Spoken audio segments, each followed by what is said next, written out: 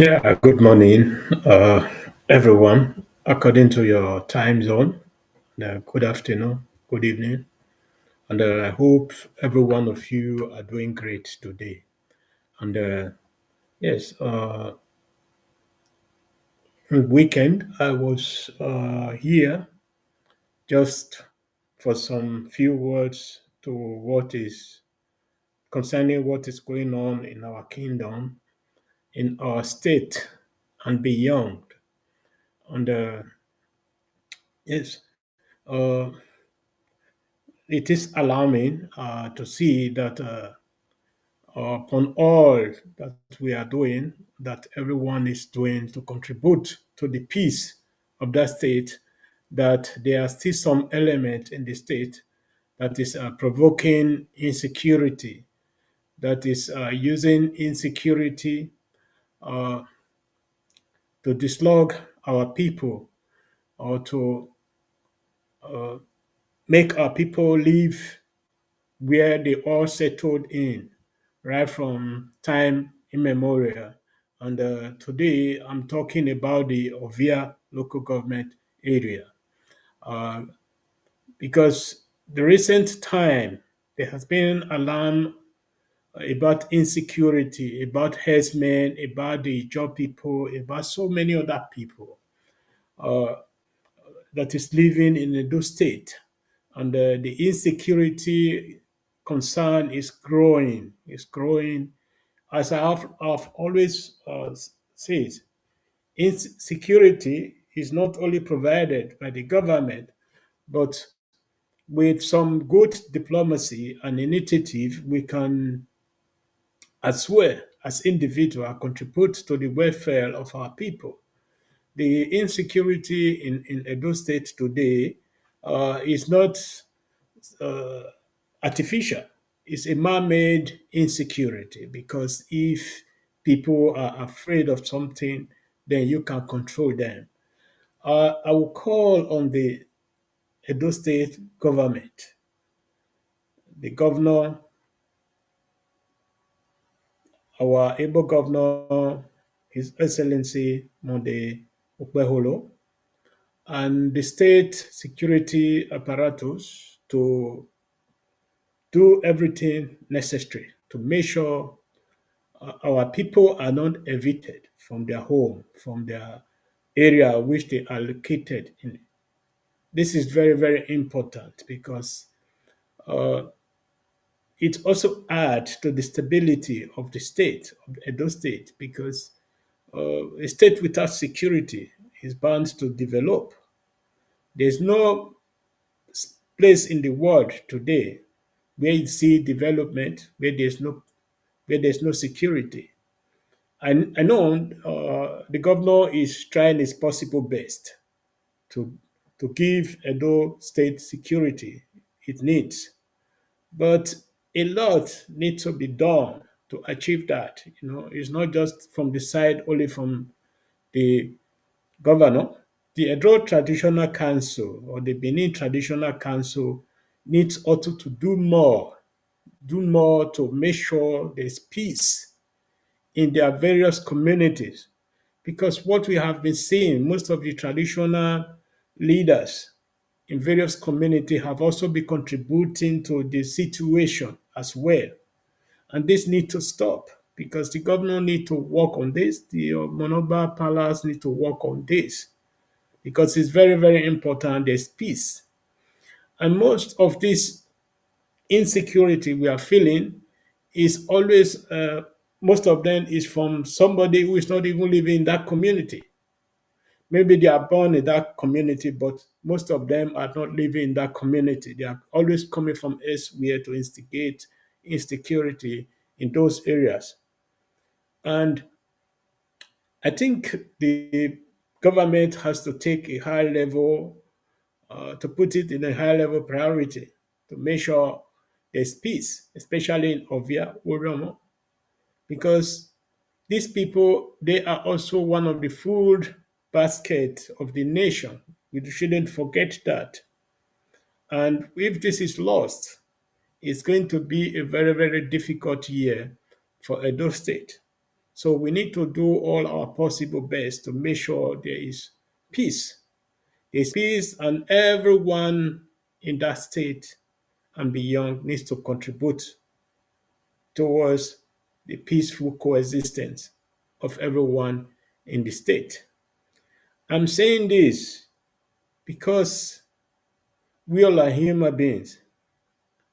We all are human beings. We need to respect each other, no matter the political party you belong to. You don't play human life with politics. Because what I have been reading recent days in the social media is a lot of blame without solution. I know in the past, uh, government of Edo State also criticized so many issues leading to the issue of insecurity. And I was thinking maybe we are beyond that now, but everything is resurfacing, and we need to extinguish everything before it's too late, and the governor should do everything possible to make sure there is peace in Edo State, and all our traditional leaders, or I would say the elders of our community, have also to come together to talk to their youth, because you hardly find an elderly man today that is going to one community to the other to create havoc or chaos. But they have their messengers, they have their Okaigele who they are supporting, they have their youth leaders who they are supporting that is creating this havoc. All these need to stop.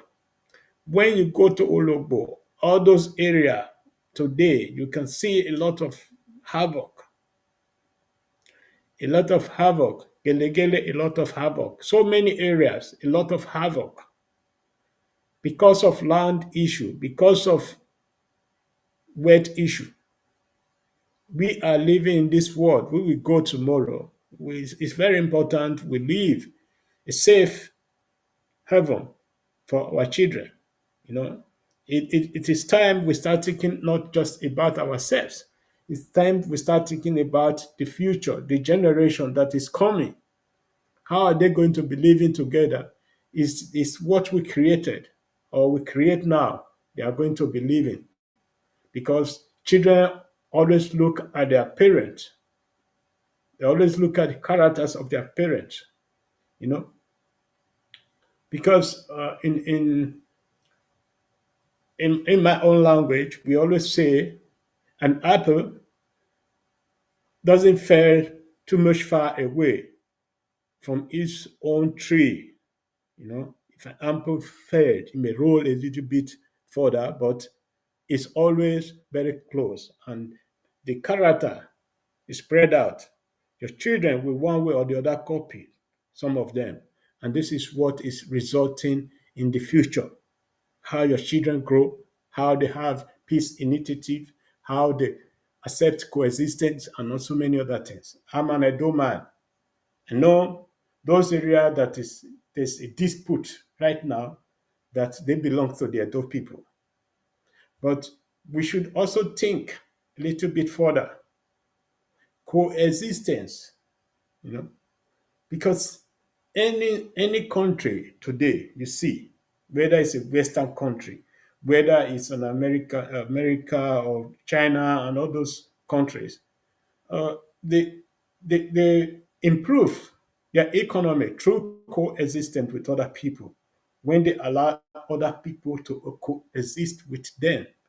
That is how they were able to improve their economic, their technology, and so many other things. But when there's too much racism in a state or in a country where you claim this only way we exist, only way we exist, it's very difficult. But this is my own opinion, and this is what I represent. This is what I represent, you know. Supremacy has always to be set aside to have what you need, what your people need. You see, when you go to the high tech section of the American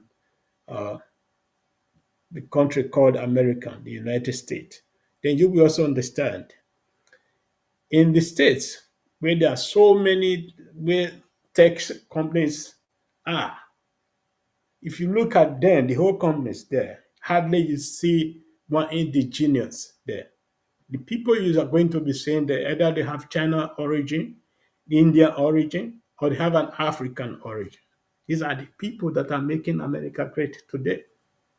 So it's very, very important we start stepping down from the supremacy we have. If everything is good, it is made in Benin, it is made in Edo State. It doesn't matter which name is behind, because this is how we are going to achieve everything we want to achieve.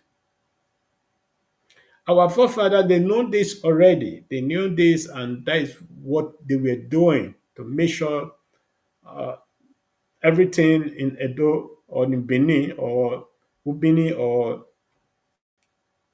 Okbebo or Igodomigodo should be perfect, perfectly run.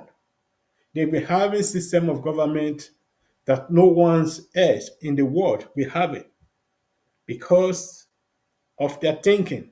They were thinking further than we could imagine today.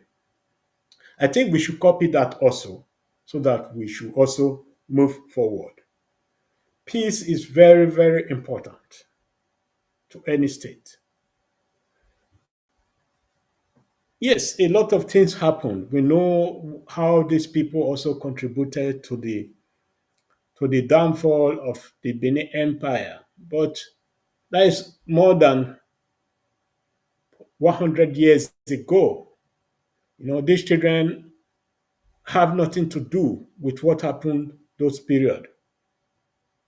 There's no need of we punishing anybody or they also claiming whom they are not, or the land that they didn't own.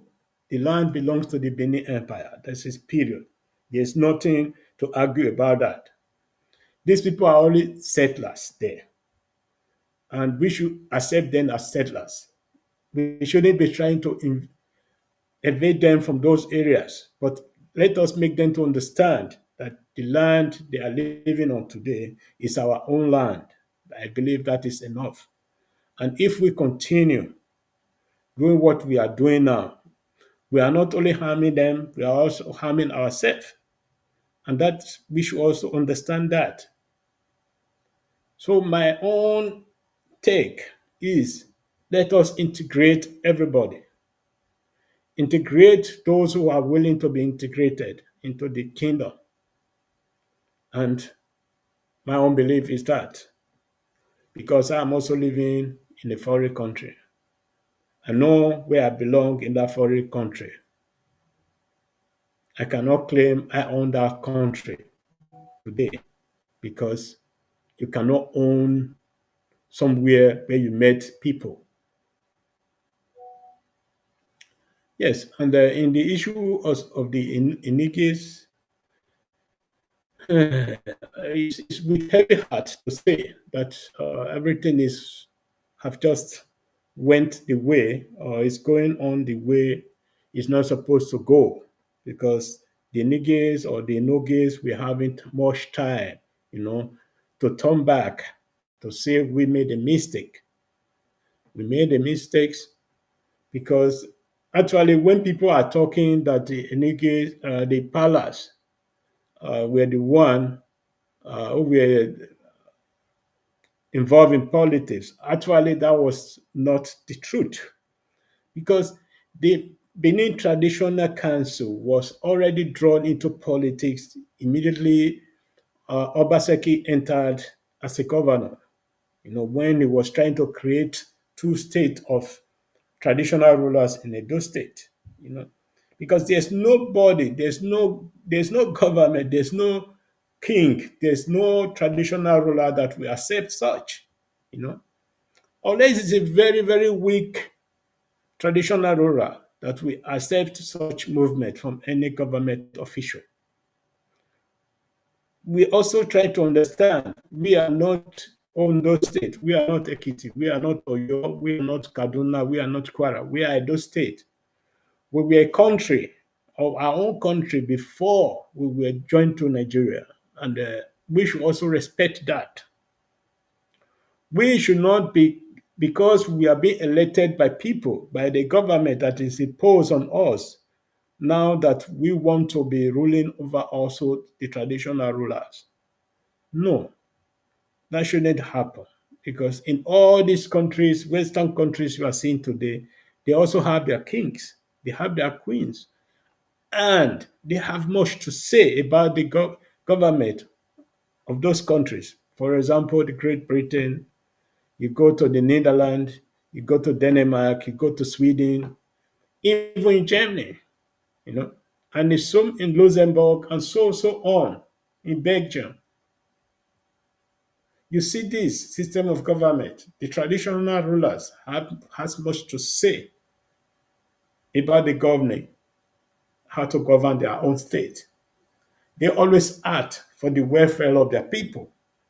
If they see the things that are harmful is coming, they will decide to, to question the government about what they are doing. Let me remind you, there's no traditional rulers in the world that is not involved in politics. They are always involved in politics when it concerns the well-being of their people. And this is what was happening in Edo State. Our king believed the well-being of our people is being threatened. And as such, they need to act.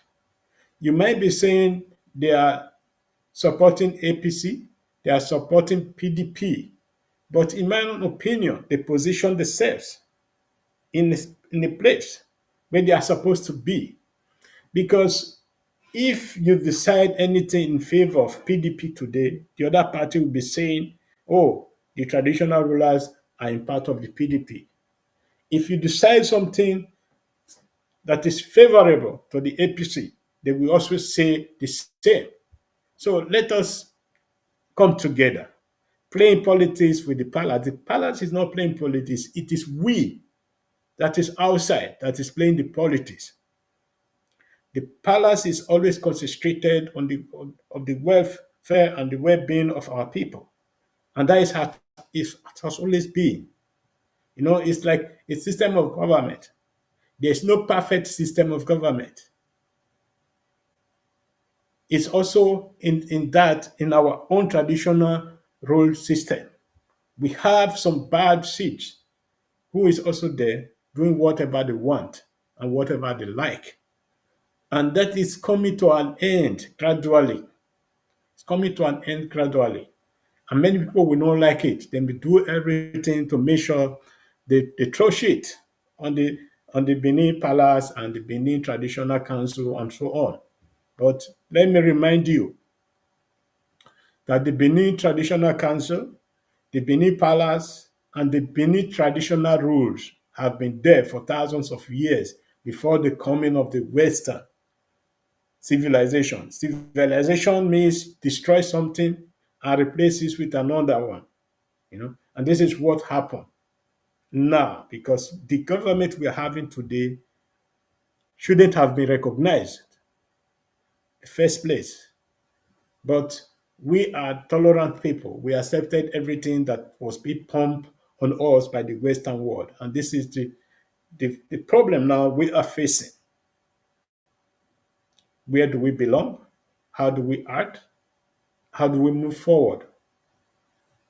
Because I still believe our tradition is what made us. It's not what the Western governments are imposing on us. So thank you very much for joining me this morning, and I appreciate. Have a great day. Bye bye.